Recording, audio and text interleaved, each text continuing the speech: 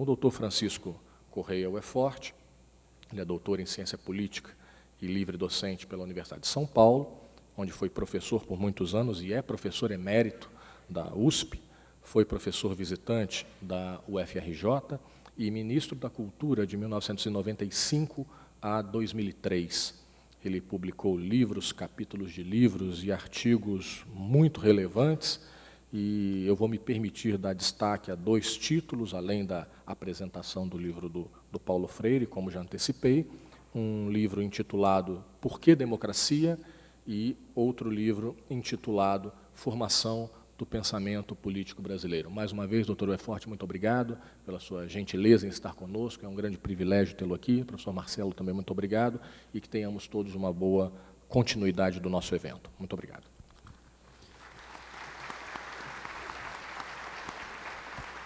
Agradecemos ao professor Cleverson pelas palavras, ao professor Ueforte também que nos brindará agora pela importante palestra, na abertura e, na verdade, no encerramento dessa nossa semana pedagógica. O reitor está falando que encerra aqui, mas a gente à tarde ainda tem as atividades nas unidades, à noite também ainda tem algumas oficinas.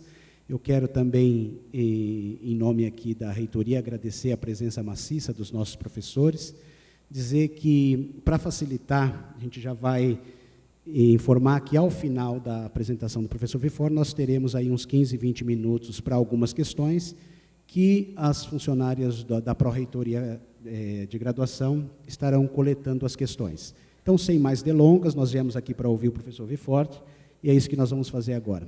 Muito obrigado a todos.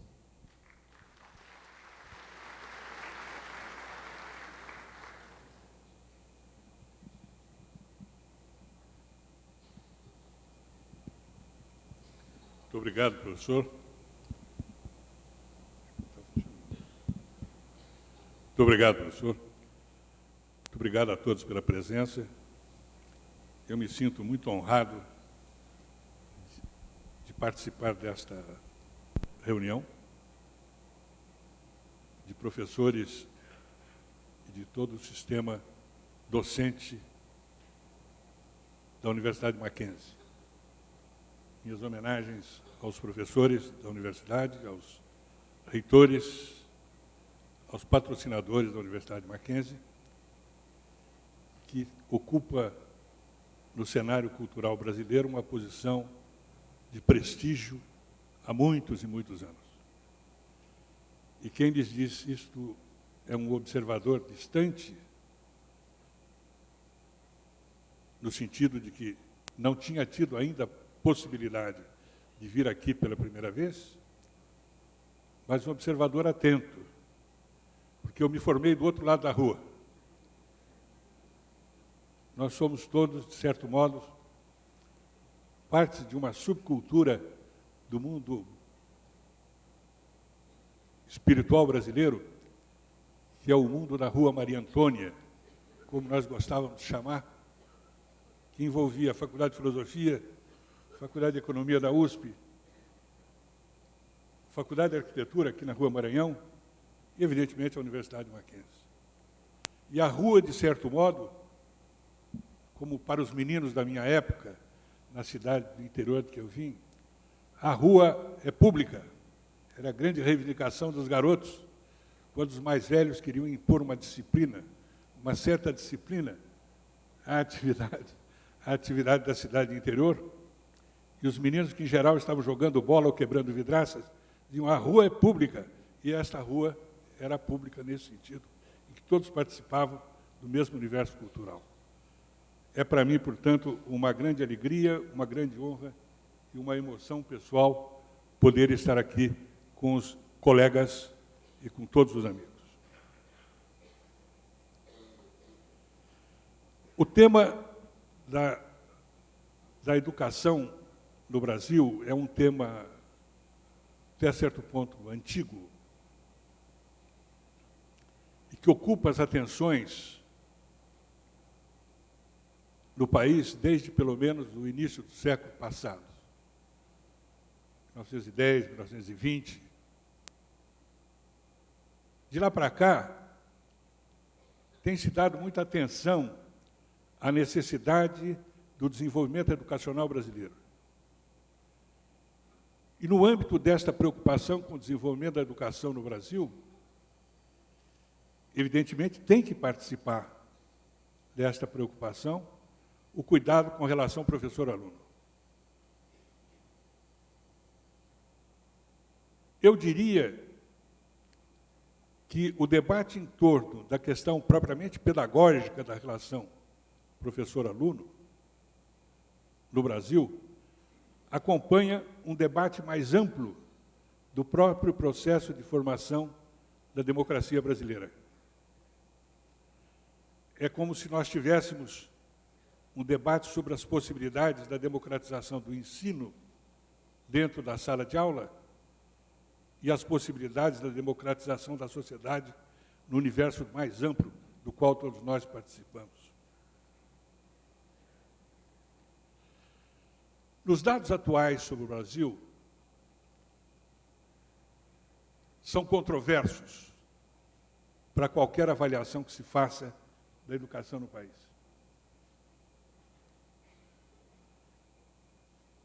Nós teríamos uma população universitária bastante grande, cerca de 7 milhões de universitários no país, o que é um número sempre expressivo, perto de 200 universidades.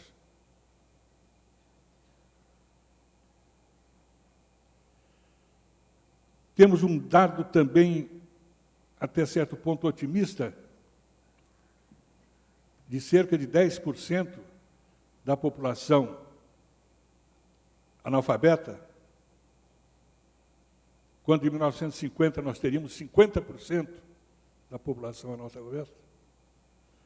Ou seja, nós temos alguns dados que são dados de progresso da educação em sentido amplo no país, mas temos também dados sobre a baixa qualidade da educação.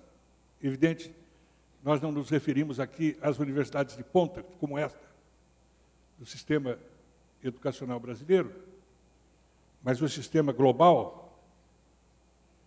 Uma pesquisa patrocinada na Inglaterra pelo Ranking Pearson,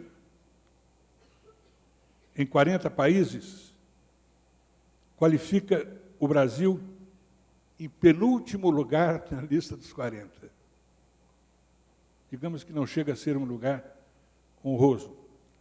É quase pior do que perder para a Alemanha de 7-1. Porque o último lugar é o da Indonésia, que também, para nós, não estimula muito o nosso ego, a nossa autoestima. Em todo caso, também é controversa esta informação, porque do mesmo grupo de países mal qualificados, neste ranking da qualidade da educação, estão a Argentina, que tradicionalmente nós temos admitido como um país que desde o século XIX se qualificou na América Latina como um país razoavelmente bem educado. Afinal de contas, a Argentina, de segunda pós-guerra, era o 5º país do mundo. É uma informação importante. Em todo caso, não decide tudo, porque nós somos o 8º. E sabemos que não somos grande coisa. Sabemos que há muito a fazer para qualificarmos esta 8ª posição no mundo como uma posição muito honrosa para o Brasil. Mas eu digo, em todo caso, que os dados sobre a educação no Brasil, esses dados globais, esses dados estatísticos globais, são dados que levam a uma certa controvérsia e que tendem, a meu ver, na minha avaliação, a confirmar esta noção de que o desenvolvimento da educação no Brasil tem, de certo modo, acompanhado o desenvolvimento da democracia no país. O que também não nos garante grande coisa. Porque nós somos um país de conhecida instabilidade política. Nós somos um país de evidentes carências sociais. Mas, de qualquer maneira, se nós tivermos a capacidade de olhar ali de onde partimos, podem significar um progresso muito expressivo. Eu me lembro de uma viagem a Lisboa, minha primeira viagem a Lisboa, aquela cidade extremamente simpática, quando eu tomei um barco ali na Baixa de Lisboa, que passava para o outro lado, não o outro lado da rua, mas o outro lado do rio. E quando o barco se afastava, eu via Lisboa diminuindo aos meus olhos. Eu tive não foi o estalo de Vieira, mas foi alguma coisa parecida, foi um estalinho.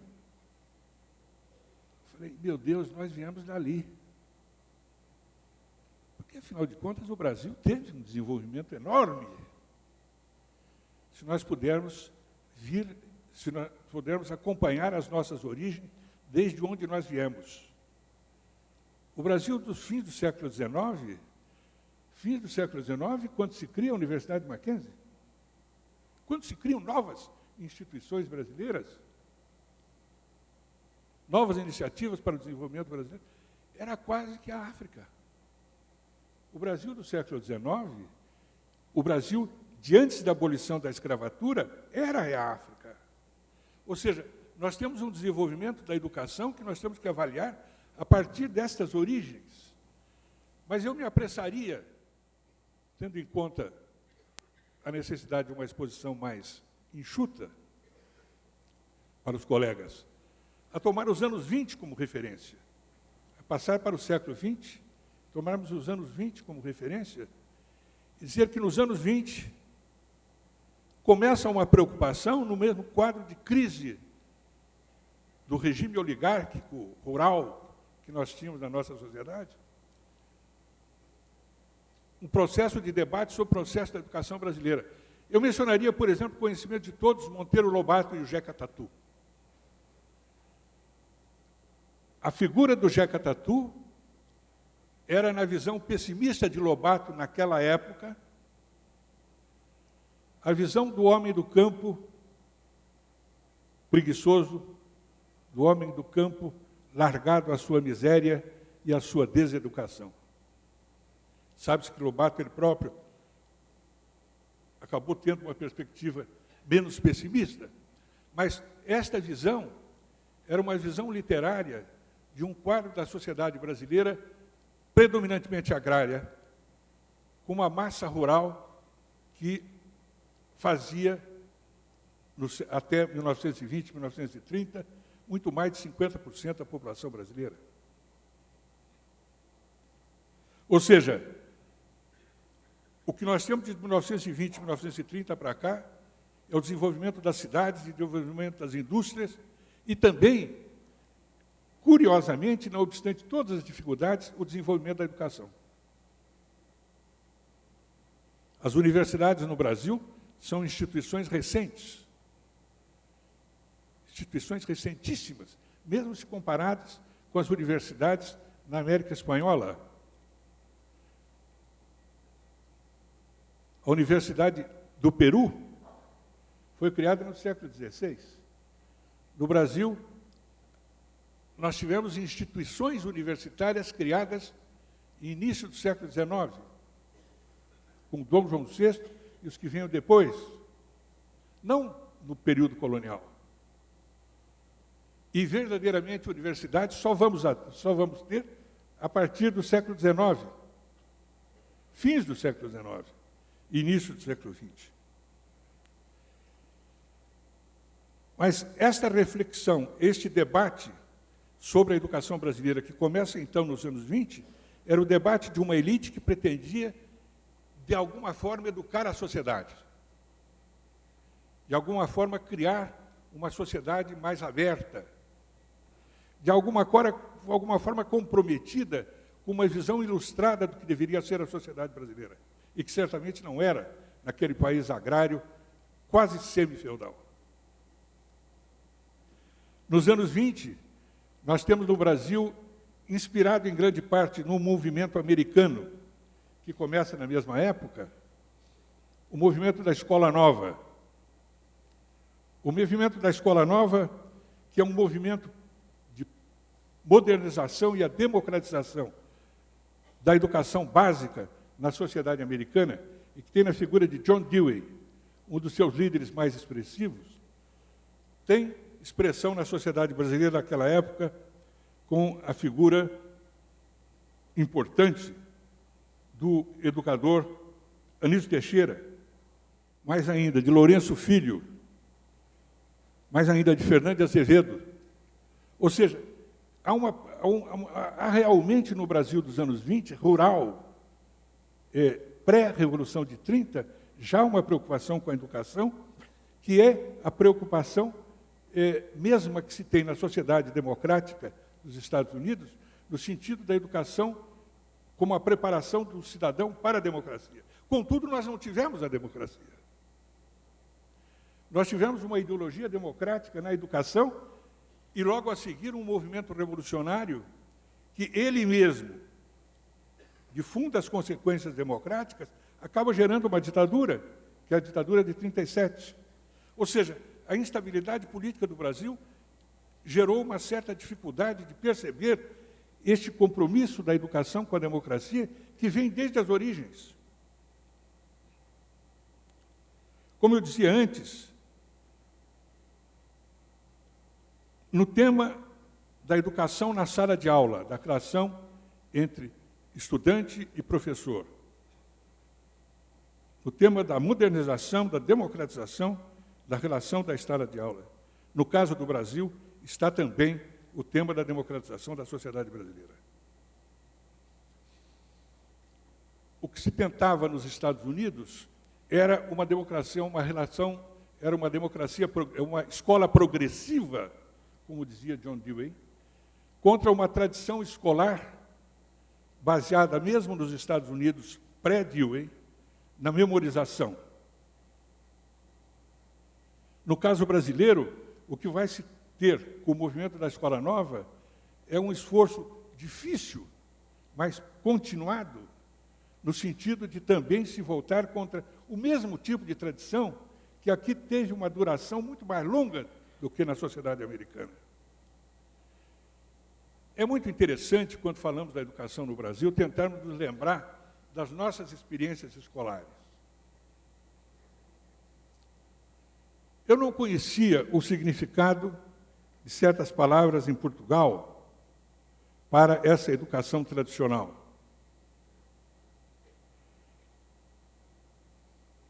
Mas a minha própria experiência como aluno no curso secundário e mesmo no curso primário veio dar um pouco dos dois lados. O lado mais democrático e progressivo e o lado mais tradicionalista deste sistema brasileiro, herdeiro de influências contraditórias. Me lembro, no Colégio Roosevelt, aqui na cidade de São Paulo, uma escola prestigiosa, ainda hoje, mas muito mais prestigiada, há 50 anos atrás, do meu professor de matemática, que não dava aulas. Eu achava fantástico, porque nós aprendíamos pela apostila, herdada do aluno do curso anterior. Então, era essa a tradição portuguesa. Nós tínhamos poucos livros didáticos em português no Brasil. Nós estudávamos no colégio história em francês, sem saber francês. Tínhamos que aprender francês, de alguma maneira.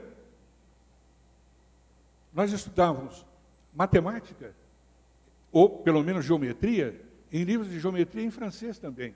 É extraordinário como naquele atraso brasileiro, 50 anos atrás, nós vivíamos um regime de esforço que combinava contraditoriamente duas influências. Uma influência portuguesa tradicional, segundo a qual aprendíamos pela apostila herdada do ano anterior, e uma influência moderna, de certo modo moderna, em todo caso europeia, que se recebia do idioma francês, no qual não se estudava em inglês. Mas, de qualquer modo, alguma coisa de francês se aprendia. Eu me lembro do nosso professor de matemática, que entrava na sala com uma lista dos alunos em ordem alfabética. e o chamava, senhor Antônio, enfim, imaginem aí uma sequência para Antônio com a letra A. Ia lá o pobre garoto e ele dizia, demonstre o teorema de Pitágoras. O garoto não tinha a menor ideia do que era Pitágoras, não tinha a menor ideia do que era teorema de... Ou seja, ele tinha decorado a lição aprendida, porque as lições eram seguidas segundo o rumo da apostila.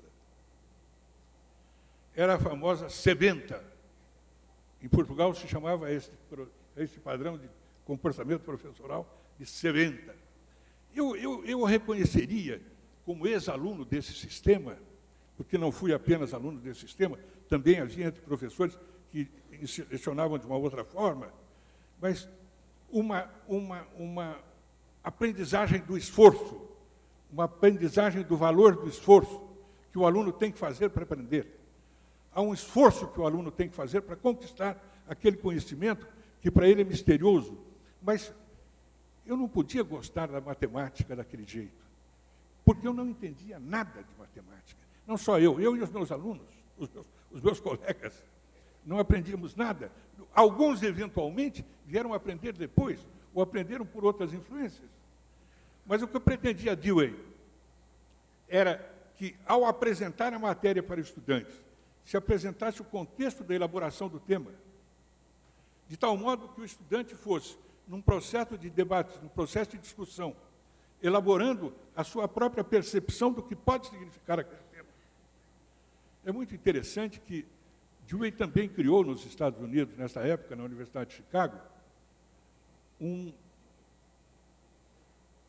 uma seção, um setor de atividade no seu departamento, que ele chamava de laboratório. Muito interessante a preocupação com a ciência, porque a ideia de laboratório, na verdade, vem da ideia das ciências físicas. Não é? Laboratório, para nós, é laboratório de química, eventualmente. Mas ele é laboratório de educação, porque no entendimento dele, havia que conquistar o conhecimento em educação do mesmo modo que o cientista conquistava o conhecimento, pela investigação de hipóteses. De sorte que o estudante perceberia a precariedade do conhecimento adquirido e a necessidade de submetê-lo à prova. Portanto, o estudante buscasse libertar a sua própria inteligência para conquistar novos rumos para o conhecimento. O Brasil contraditório, como sabemos, tinha várias influências, e esta não foi a única que eu mencionei, embora sem criticá-la com azedume nesta palestra. Mas havia influências também muito positivas, de professores de história que contavam a história de uma maneira viva. Talvez a história se possa contar, talvez, de maneira mais viva do que a origem do teorema de Pitágoras, ou do que explicar a relação entre uma matemática e um procedimento de vida. Mas o fato é que nós tivemos a influência contraditória desses dois sistemas por muito tempo. Ou seja, nos anos 20, no caso americano de Dewey, assim como na influência do movimento da Escola Nova no Brasil, com esses autores que eu mencionei, Anísio Teixeira, que foi aluno de Dewey, né? Fernando Azevedo e outros, o que nós temos é um esforço de modernização que é um esforço relativo, que se faz dentro das circunstâncias brasileiras. O fato de que se tenha um bom pensador da educação não significa necessariamente que se terá um bom sistema de educação. Isso depende de muitos outros fatores políticos, circunstanciais, institucionais, de outra natureza, influências contraditórias que podem limitar o alcance daquela influência progressiva. Mas, de qualquer modo, houve um progresso. Houve um progresso de tal sorte que nós tivemos, pelo menos, esse desenvolvimento contraditório. Eu creio que no debate de qualquer tema brasileiro, e em particular do tema da educação, nós temos que ter a sensibilidade, nós, brasileiros, estudando o Brasil, de adquirir uma reflexão de um amigo meu que dizia o seguinte: eu, sobre o Brasil, admito tudo que admite a palavra muito. O Brasil é muito rico. Sabemos. Nem tão rico, mas, no caso, é muito rico. Basta ver São Paulo. mas o Brasil é muito pobre. Ou seja, nós temos... Há uma música popular que diz o seguinte: o Haiti é aqui. O Haiti é aqui. Não aqui em São Paulo, mas nós sabemos que tem lugares aí que está o Haiti. Porque o país é tão grande que ele tem essas contradições como parte da sua natureza. Ou seja, quando nós chegamos aos anos 40, aos anos 50, esse tema ressurge, particularmente ligado à questão social. Já o era nos Estados Unidos, já o era no Brasil dos anos 20. Mas o tema da educação e da democratização da escola aparece nos anos 40 e nos anos 50, sobretudo ligado à questão social. Aparece ligado a esse tema que nós conhecemos, que é do passivo que tem a sociedade brasileira moderna, em processo de modernização, do passivo colonial que nós temos, da grande pobreza que rodeia todos os nossos bairros de classe média. Todos nós sabemos o que é isso. Eu estou morando agora no Rio de Janeiro. No Rio de Janeiro, disse um administrador público que eram 2 ou 4 bairros de classe média rodeados por imensas zonas de favela. É um pouco de exagero, mas é próximo disso. São Paulo não é tanto, mas percorra-se a periferia de São Paulo e nós vamos ver que nós temos... Ou seja, nós brasileiros carregamos sempre esta preocupação com que tiveram nos anos 20 os nossos estatistas, no sentido de educar a sociedade brasileira. E, no caso dos anos 50 e 60, isso aparece diretamente relacionado ao tema social.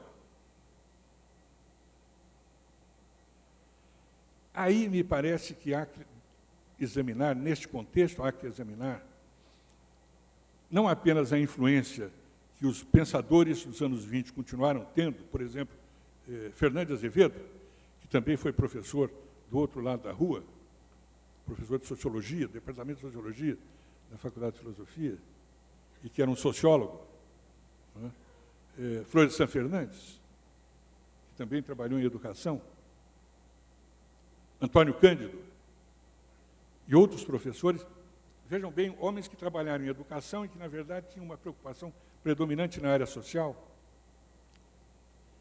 mas de uma figura que vem do Nordeste e que vem, provavelmente, de uma das regiões mais pobres do país, que é a figura de Paulo Freire.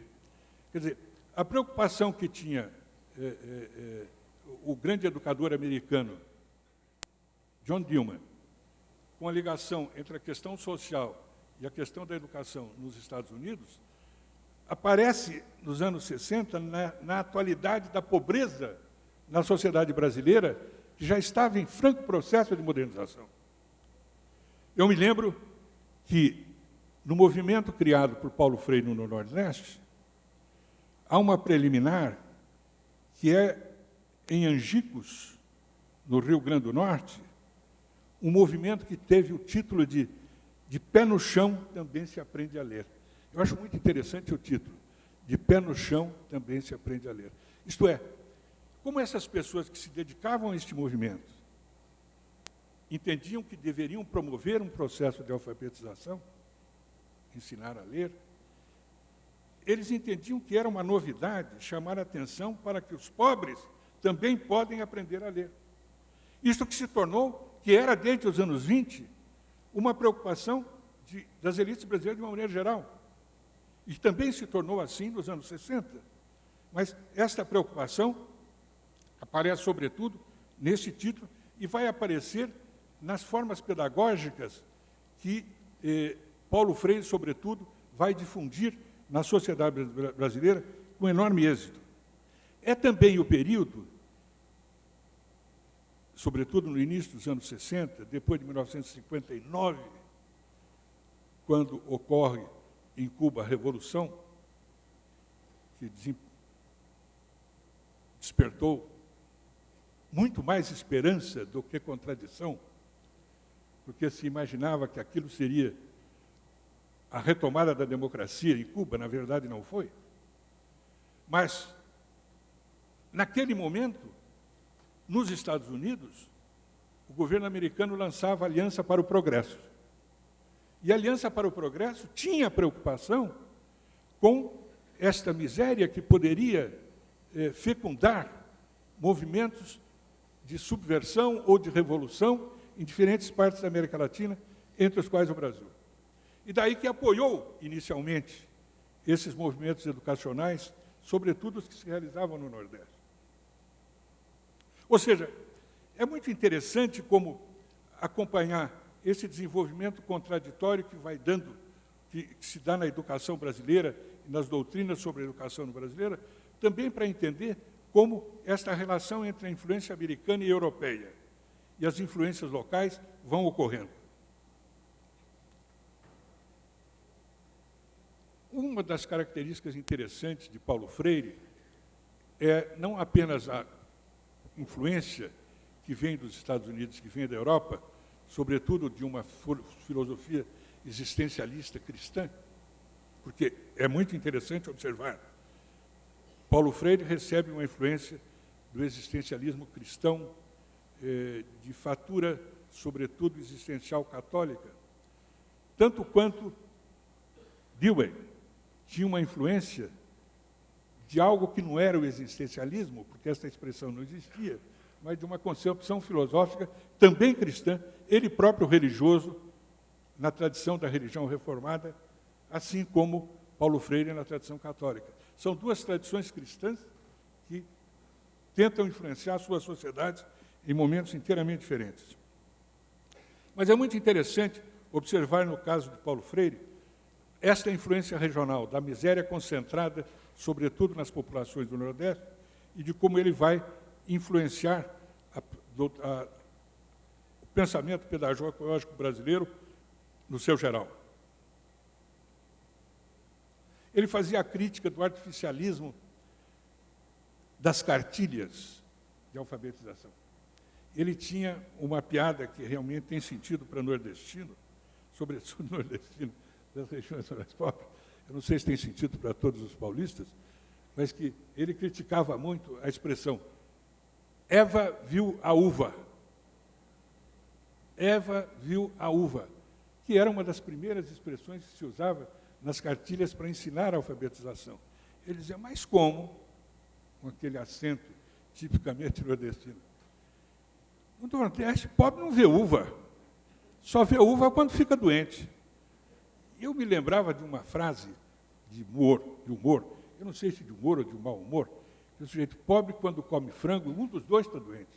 Ou é o frango ou é o pobre. Quer dizer, não é tanto assim. Quer dizer, isso é o bom humor e o mau humor brasileiro para traduzir certos dramas que nos afligem já há muito tempo. Mas, de qualquer modo, esta crítica da frase tem um significado na sua pedagogia, porque, dizia ele, não se trata de fazer referência à uva. Agora não, no Nordeste tem uva. No Nordeste não se produz apenas uva de grande qualidade, se produz vinho de grande qualidade, em certas regiões. Ou seja, o mundo vira, como diz o velho ditado, o mundo gira e a lusitana roda. E assim vamos nós. Quer dizer, o Nordeste vai mudando também. Mas nos anos 60 não era desse jeito. Então, Eva viu a uva. O que ele tinha era a ideia de que as próprias palavras da alfabetização deveriam traduzir a experiência de vida do analfabeto. Isso influencia, basicamente, a sua concepção doutrinária da palavra geradora, isto é, ele gostaria que a palavra que desse início a um processo de alfabetização tivesse a ver com o conteúdo de vida real do analfabeto. Vejam bem, isto remete de volta, como já observou um colega meu, estudioso da educação, sobre o processo de Paulo Freire, da influência de Dewey.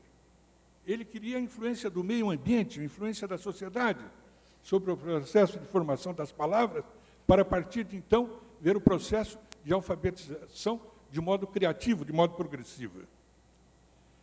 A palavra geradora, dizia ele, teria que estar mais ligada ao trabalho. Então, por exemplo, a palavra tijolo. E tudo que haveria seria uma discussão, e de início, como em Dewey, uma discussão sobre o tijolo, o processo de fazer o tijolo, o trabalho.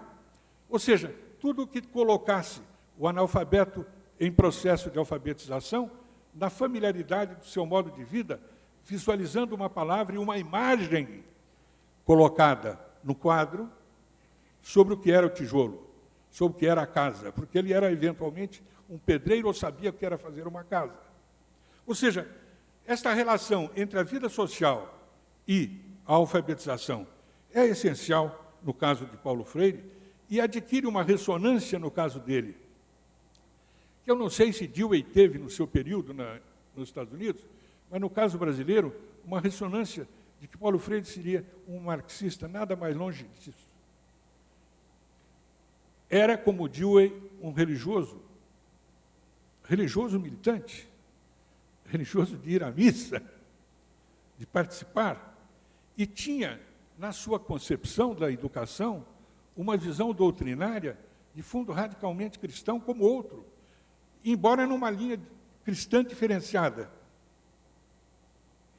O círculo de leitura era a mesma coisa que o grupo de discussão que propunha Dewey.